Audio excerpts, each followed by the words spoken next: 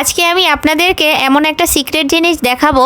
এইভাবে যদি আপনারা গরুর গোশত রান্না করেন খেতে এত মজা হবে। যদিও অনেকে হয়তো জানেন, আবার অনেকে জানেন না, কিন্তু যারা জানেন না শুধুমাত্র তাদের জন্য। প্রথমে গরুর গোশতটাকে ভালো করে ওয়াশ করে দেন, এখানে পেঁয়াজ কুচি, তারপরে রসুন বাটা এগুলো দিয়ে দিয়েছি। এরপরে হলুদের গুঁড়া দিয়ে দিয়েছি, সাথে হচ্ছে মরিচের গুঁড়া, তার সাথে হচ্ছে ধনিয়ার গুঁড়া, মানে যত প্রকার আছে আর আপনি যতটা স্পাইসি পছন্দ করেন সেই অনুসারে হচ্ছে আপনি মরিচের গুঁড়াটা ইউজ করবেন।